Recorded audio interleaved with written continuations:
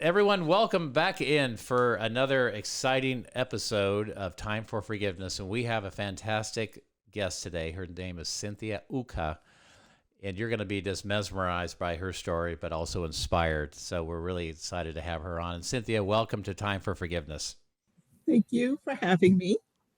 Okay, and for everyone out there, make sure you're following along on our Instagram and social media pages at timeforforgiveness.com. And if you have a question or a topic that you'd like us to dig into more, we'd love to hear from you. And you can go to our website again at timeforforgiveness.org and let us know what you'd like to talk about.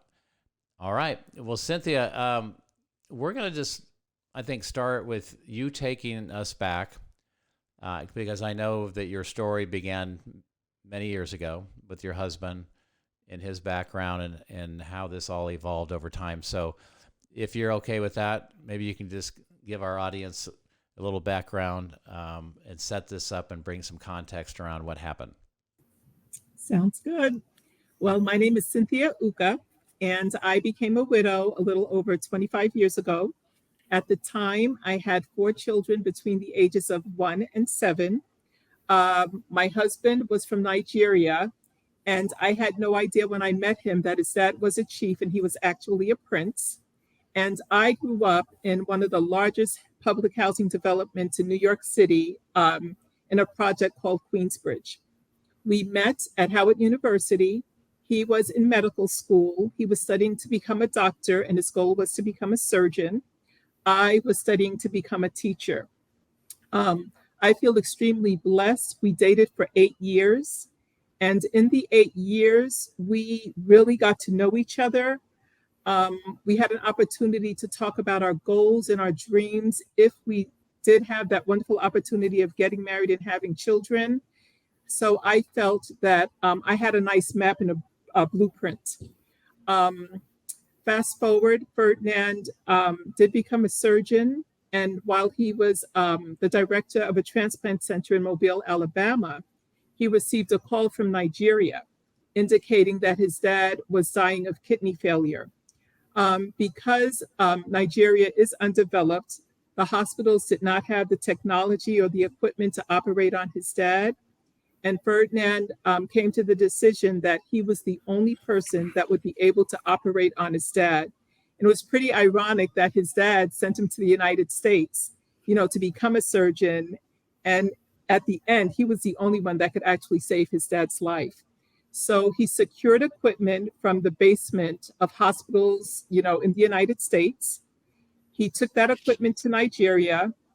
He operated on his dad in a small room, and he did actually save his dad's life. Once people in Nigeria realized this doctor came to Nigeria and performed this amazing, operation, the news, the media, I mean, he was just all over the news, and people started hailing him as this just amazing man that came to save Nigeria. He also donated all of the equipment he used to a hospital in Nigeria as well. The Wow. day before he was supposed to come home, I received news that he died in a car accident. Of course, I was speechless. I was devastated. I was traumatized. And I just couldn't comprehend how someone could be here one day and gone the next. And for me, Ferdinand was just the most amazing human being that I had ever met. Not only was he an amazing friend, husband, father, transplant surgeon, he was just a humble, loving, kind man. Mm-hmm. About a month and a half after Ferdinand died, I noticed I kept getting telephone calls and people would ask, Cynthia, what happened? What happened? And I would say, oh, he died in a car accident. Because I had 4 children, I was extremely busy. I didn't know the details surrounding his death, but I knew his family loved him. I knew they were taking care of all of the funeral arrangements and everything like that. So I was at peace with that. The day I found out Ferdinand died, I did get on my knees and I did bargain with God, knowing that I did not have a right to do that. And I said, God, I'm not asking for much.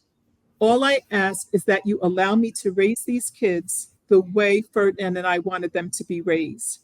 I will not complain. I will not ask why. I will not be angry. All I ask is that you allow me to do this. I'd also like to note that throughout my life, God has made his presence known. He did that before Ferdinand, during Ferdinand's death, after, and now. So I did have faith, and I also decided, you know, yes, Ferdinand did die. He died in a car accident, but I chose to cherish the times that we had, the 16 years. I chose to focus on that and not focus on the one day that he did die, because there were so many blessings. I learned so many lessons. And I also felt we are still a team. Even though he's gone physically, I felt we had a map, we had a plan. I felt I was going to do the footwork, but we were going to accomplish it together. So about a month and a half later, I get a call from one of Ferdinand's colleagues, and he's telling me, Cynthia, Ferdinand did not die in a car accident, that he was actually murdered. So at that point, I just was at a loss for words. There's a big difference between losing your husband to a car accident, Right.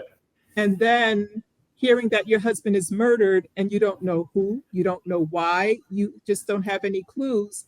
And no one in the community was willing to tell me. No one in the African community was willing to tell me. So I had to wait. Cynthia, let me ask you, sorry to interrupt you, but this gentleman who called you, the doctor, how did he become aware that he was murdered? He didn't have any details around this? Well, the thing is, everyone knew. I was the last one to know. So as soon as he died and I was told it was a car accident, there's a large Nigerian community and we're interconnected and everybody knows what's going on. Right. I think culturally, from what I'm hearing, is the only person that could tell me the truth was a family member. It had to be a family member, but they were busy in Nigeria taking care of the funeral. So people in Iowa City knew. My close friends knew. People that were coming to, eat dinner at my house, they knew. But this person was the only person that said, Cynthia, this isn't right. This isn't fair. You need to know. Now, why did they not want you to know? Just because they didn't think, because you were the mother and you had 4 kids?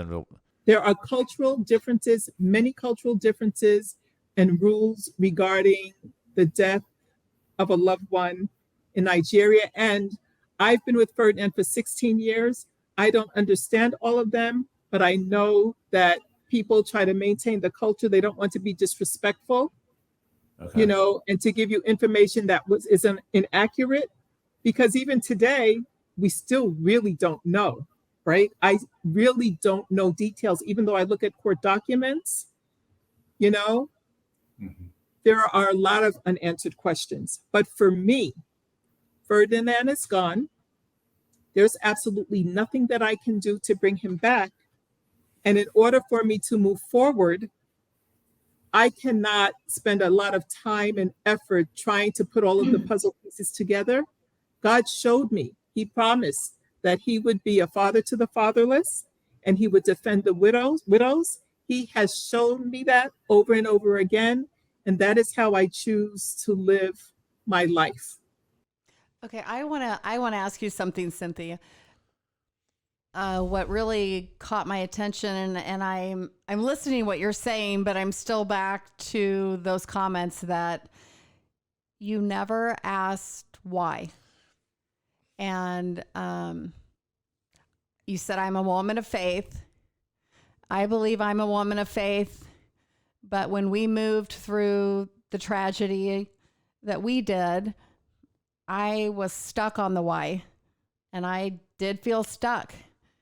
And I'm just curious, after moving from your husband was killed in a car accident to now he's murdered, did you ever go to the why? I didn't, because I think and this is my personal experience, I am very practical, right? My personality, I do not waste my time, just me, worrying about things that I have absolutely no control of, right? So this is a situation. He is gone. There's no bringing him back. Right. I had 4 little kids that I had to take care of. I wanted to make him proud. That was my goal. That was my distraction, right? Not only that, after writing my book, I know that I was in denial. So I didn't have to ask the why. Ferdinand was gone most of the time.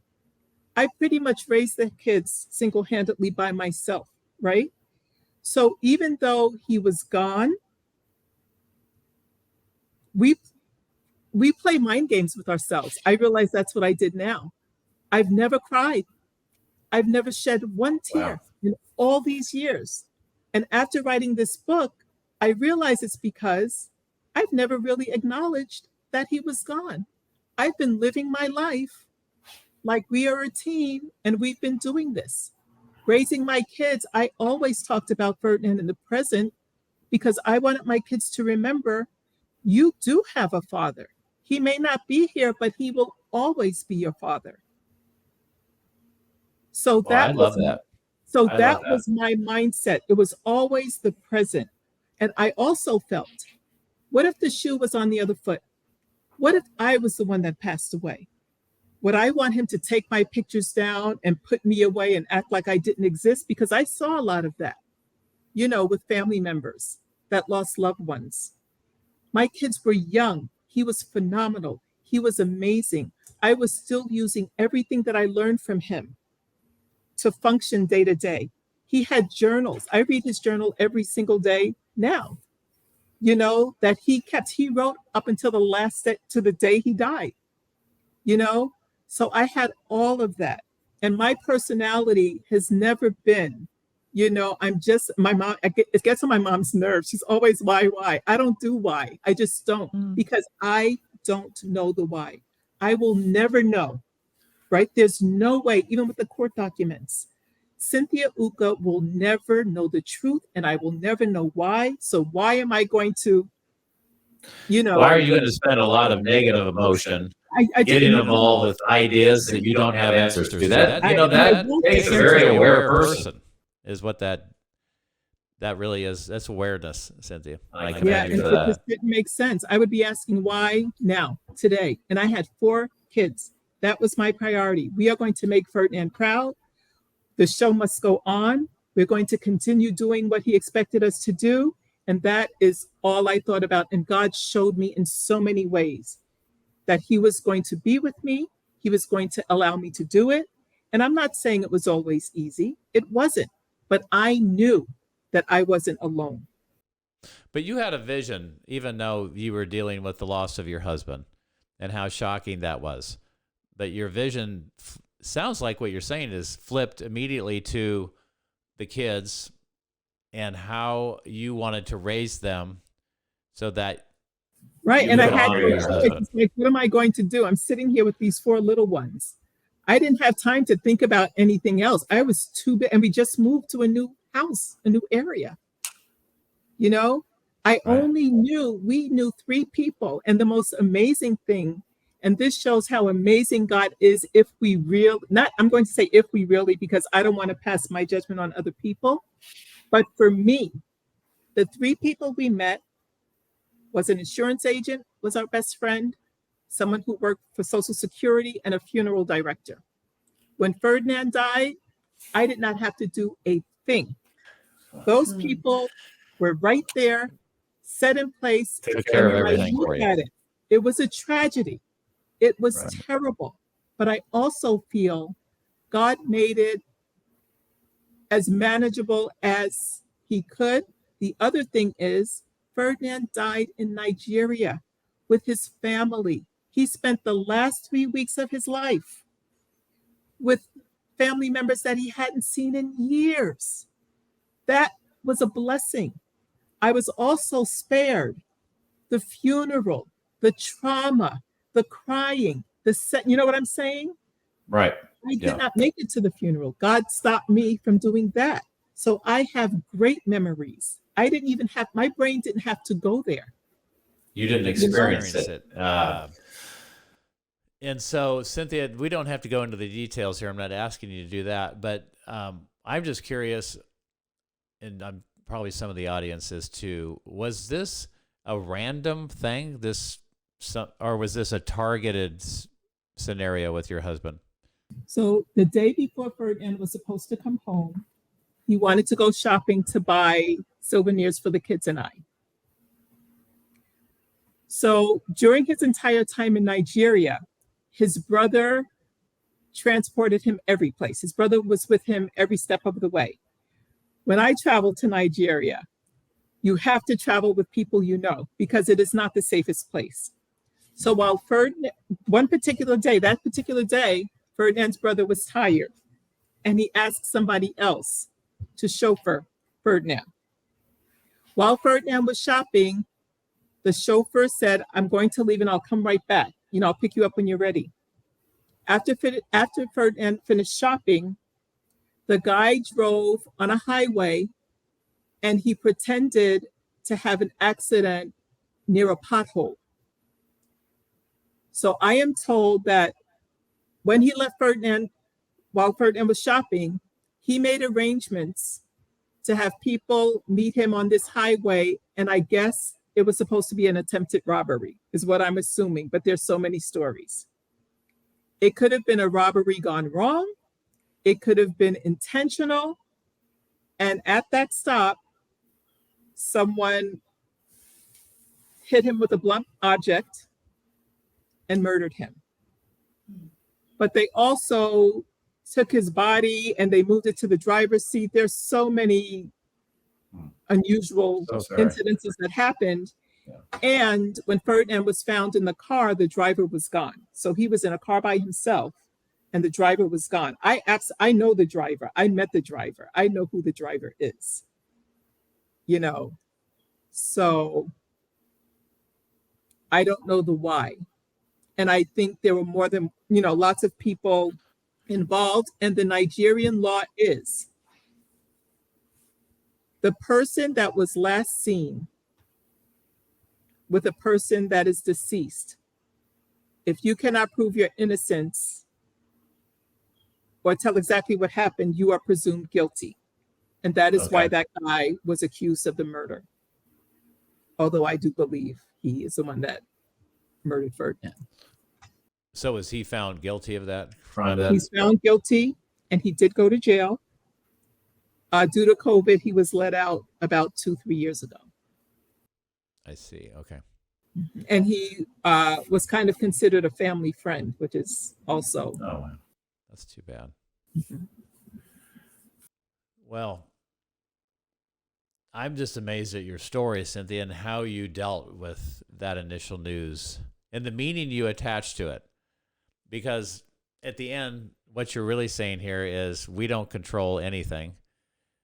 We only control how we choose to react, and that's going to be determined by the meaning that we place on the event.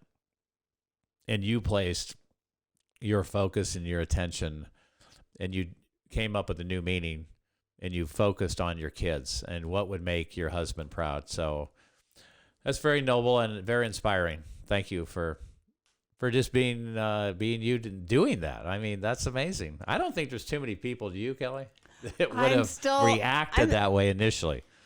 I'm still sitting here because I mean, all of us have had some form of a journey with loss and grief. And I do believe that I became unstuck and started to move through it when I changed my reaction to it. But it seems to me that you didn't have to change. You responded initially, and I'm overwhelmed by that. But I do have a question. I want to take you back. You had mentioned that, and I think that's very common around grief, that people are uncomfortable and they just want you not to talk about them and to kind of act like it didn't happen and just to move on. And you chose to talk about him and keep his pictures out. And I think that's so healthy and so important. But you had also mentioned that you felt you have lived somewhat of denial, because there has been no release or crying or expression in regards to that event. And I'm just curious, how has that changed for you, and what does that look like for you? Okay, so I did not realize that was how I was living my life until about 3 months ago, right? Wow. Because it's like when you write a book, you're forced to go back, right? You're forced to go places that you had never gone. Yeah. So I thought it was like I would give myself cry days. I'm like, this is not normal. You know, you have to cry. I mean, this is just not normal. And I give myself cry days and I wouldn't cry. And then I'm like, okay, Cynthia, you need to see a counselor, right? So then I go to see a counselor, but they would say to me, you have to cry, you have to feel bad, you have to. And I'm like, I don't. You know, I mean, I felt like they were forcing this grief on me, right? I can't pretend that I feel a certain way if I don't. I feel I was so blessed. This man was amazing. I learned so much from this person. And I think I just feel so honored that I had the opportunity to share space with this person, to watch this person navigate life, you know? And I think when you just want to make someone so proud, you know, I still have that pride. You know, I look at my kids and I have that pride, you know? And yeah, that's just the way I am. I think people think it's like unique and different. I don't, because this is just how I operate, you know? But it's just, I focus on what I have and I don't focus on what I don't have. And I've just been like that, you know? I've seen a lot. I've seen people, you know, just get down in the dumps. And you know, it's difficult to understand. And if we just have a choice, like you said, we have a choice. Right. Well, focus is everything. You said it right there. You hit it on the head. You chose to focus on the good. Because if we're looking for the good, we're going to find it. Conversely, if we're looking for the other side, we're going to readily be available too. Mm-hmm. And there's one experience that I had. I don't share it often because it's just very personal. But the day before Ferdinand died, I take naps. Everyone knows I'm a napper. I just love taking naps. I was getting ready to take a nap, and I was holding had my son okay with me. And when I walked into the room, I stopped because in the corner, there was a silhouette. There was like a shadowy figure. So I stopped and I said to myself, wow, this world is really something else. It was the first time in my life that I felt that there was like something in the air or something in my space that I had never experienced before. I didn't look back, but I clearly knew that there's a connection between heaven and earth or something like that. And I took my nap. I was fine. When I heard from Ferdinand's brother, and I did ask, when did this happen? When I converted the time, it was the exact time that Ferdinand died. So that one moment was my personal goodbye from Ferdinand. That's what I think that was. That let me know that he is okay. And I knew if he's okay, you know, that's my main concern. Are you okay? I knew he was okay. He let me know he was okay. And that allowed me to continue to go on, take care of my kids. Wow, that was just the amazing. most amazing moment. I don't share it much because unless you've experienced it, does sound kind of odd. It does. But Right. that is my experience. That is the one moment that stands out and gave me the opportunity to just know that I am okay. I am covered. You know, I can do this. Well, and Cynthia, because you approached it with this attitude and the intention you brought with your kids, how have you seen that manifest with your children? Assuming they're all adults today. That is an interesting question. Um,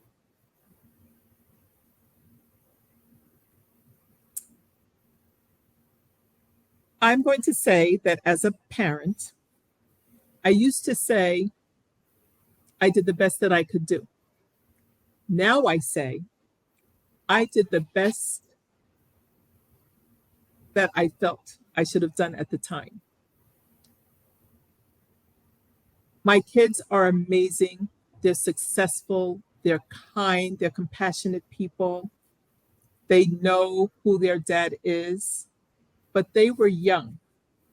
My experience, now that I know, was not their experience. For example, I had a daddy table. And I had that table in my house because I wanted my kids to be able to say, oh, the keys are on daddy's table. My report card is on daddy's table. If they, did get a trophy or an award, or they wanted to say something to their dad or to write something to their dad, I wanted them to be able to reference their dad. So I just thought, Cynthia, that is like the best thing ever. I still have that daddy table in my room. So now that my kids are older, they'll say, well, mommy, we know that you think that daddy table was great for us, but honestly, the daddy table was good for you. We were little kids. That Right. daddy table, so It didn't carry the same meaning to them, probably. it doesn't carry the same meaning. I didn't realize that, my kids were still grieving. They look healthy, they look happy, they're navigating life, but after writing this book, I almost stopped writing it on 3 occasions because it brought up quite a few issues. Mm-hmm. Some of my children, they were angry with me and they were not happy with some of the decisions I made, and they have a right to. Now they can talk to me as an 8-year-old. They can tell me what that 8-year-old was feeling now that they're in their 30s. They couldn't tell me then. But now they can tell me. So we're having interesting conversations. I'm learning a lot about my children, and grief is real. I was a stay-at-home mom. I thought I was on top of it. I'm always there. I pick them up from school. They look fine. They look healthy, but Sure. that doesn't mean that they. Yeah. So Cynthia, you had said that there was 3 times that you almost put the book away and didn't finish it. Why did you choose to finish it? Because the day after Ferdinand died, I woke up, I looked outside, and I could not believe the world did not stop. I was in shock. I could not believe, wow, people are walking their dogs, the school bus, they're picking up kids. This amazing man is gone and nobody is doing anything about it. So it was that day that I decided, one day, I am going to write a book because the world needs to know who this man was. I am not a writer at all, but I just felt it wasn't fair. Yes, God took him, he is gone, but I don't have to settle for that. I wanted to write a book and I put his picture. This is his picture. I wanted this face in every household so that people can say, who's that guy? Who is that man? So I sacrificed, I'm not going to say I sacrificed my life. I put all of my effort into my kids and I'm glad I did it. It was the best. I had never done anything just for Cynthia, ever. And 25 years ago, I said I was going to do it. The pandemic hit. I had time. I was getting paid. I'm like, God, this makes no sense. Why am I sitting here just enjoying life, getting paid for what? And then I thought, this is when I need to make this a reality. Right. And I didn't stop because that was something that I needed to do for myself. And it was a gift to me. Bravo, Cynthia, bravo to you. That is awesome. Because, we all have, I believe, desires, and they're coming from the true essence of who we are. And it's so easy just to reject those because we don't know how we would do that. Like you just said, I wasn't a writer. How would I do that? But you made a decision and you move forward, and now you have this beautiful book in honor of your husband. Right. Well, you had a lot of reasons too, Cynthia. You know, there's this old saying, reasons come first, answers come second. If you give enough reasons why you want to do something, you can do it. And I know you had a lot of those. And I wanted to say something to you. When I was approached about doing this podcast about forgiveness,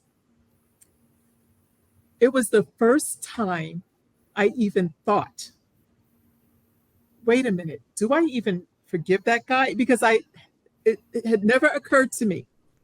I wanted to go back to that. That was my next I was going to question. come back to that question. Like, I wanted to hear about that, so go ahead. Yeah, so I'm like, wait a minute, Cynthia, that's a good question. So initially I'm like, no, I don't forgive him. Why would I forgive him? He took my kid's father away. And I think I even said to you, I may not be the right person for this podcast because in good faith, I cannot say I forgive him. But then I started thinking about it.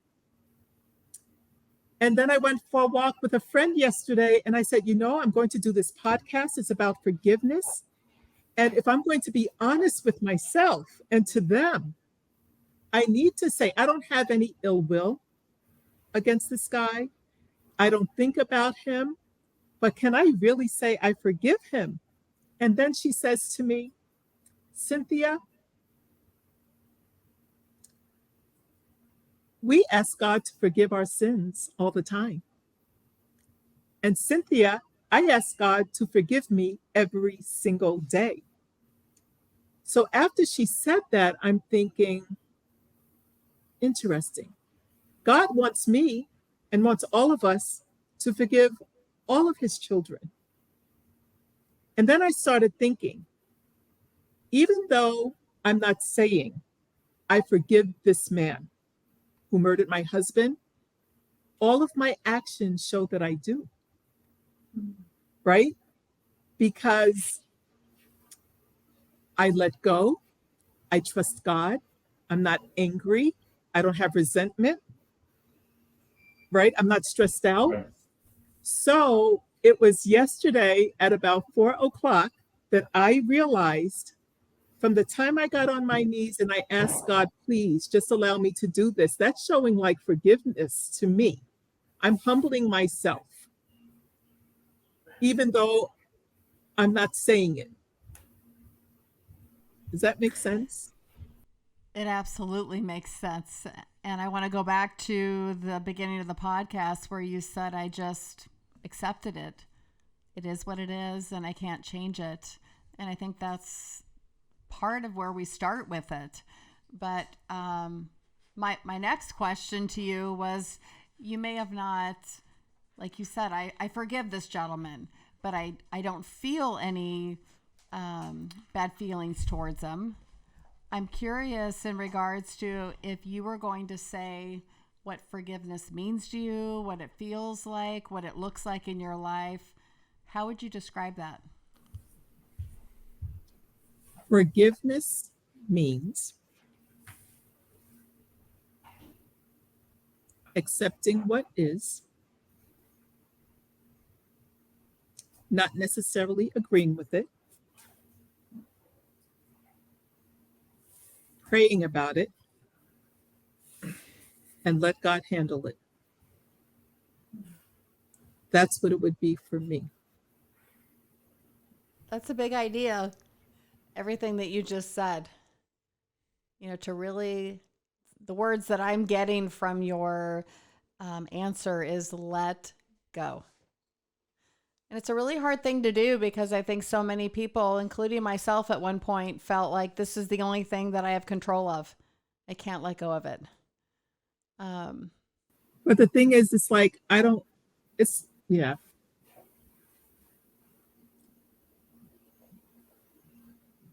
I don't know. For some reason, I think I don't have control of that. And we don't. Right. You feel It's kind of this idea that we think we do, but we Yeah. really don't. Right. We don't. That's the thing. We don't have control. And it's like when you don't have control, you either drive yourself crazy trying to get that control, or you kind of surrender it. And I am not the type of person to drive myself crazy when I know I have 4 kids that I need to take care of. That was my focus. That was it. That's what we we're going to do. And I think that was a huge distraction for me too. You know, I don't know if I would have felt this way if I didn't have, 4 kids. Yeah, I mean, I was just considering, I am a mom of 3 boys, and when you shared the ages of them, that's a big ask, a very big ask. But I want to go back to something that you just said, like you had a choice to drive yourself crazy or to surrender. And I bet your life looks very different, and those around you too, that you did surrender. And I had advice. I think words are important. I have a friend. She was a widow and she remarried. She was a very good friend of mine in Iowa City. And she gave me the best advice. And whenever I remind her, she kind of smirks like, "Yeah, right, Cynthia." But she said, "Cynthia, you have 2 options. You can either go through this experience with God, or you can do it without him." She said, "You can go through this, widowhood without God. You can do it, but it's going to be difficult. It's going to be challenging, and it's going to be hard. But if you go through this with God and you trust him, your road will be a lot smoother." And I took her words, and that's what I just trusted her, and that's what I did. And she was also a widow. For me, as a widow, even though I hated the word, whenever I would see one, they gave me the most encouragement, because I'm like, if you could do it, then I can do it. Like, you're smiling, Sure. like it just gave me hope. So her words really resonated with me, because she was the only person that was in my shoes at the time. Was this the same woman you went on the walk with? No, this is another woman, but both women are the women that I did learn a lot from in Iowa City. We attended the same church. Okay. Well, Cynthia, thanks for sharing that piece on your faith. I mean, well, so I had a profound, question so in true. regards to your faith. You had mentioned that you felt, or that you had shared, that God showed his presence very strongly in your life. Would you be willing to share one of those examples with the audience?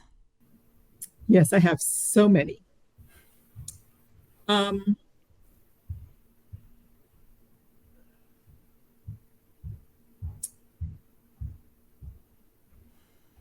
so many. I have to think of which one to share.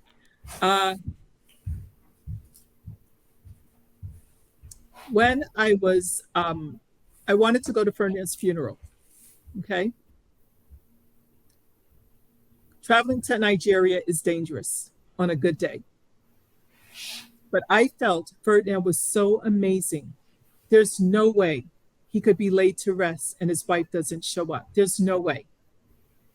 My mom was very upset with me. She's like, "Cynthia, your kids, they just lost their father. And now you're going to go to Nigeria." And she said, I promise you, if you go, you will not come back. But I just felt, I wouldn't be able to live with myself. She made a good point, but I would not be able to live with myself if I did not go to the funeral. So I did get a passport to go to the funeral.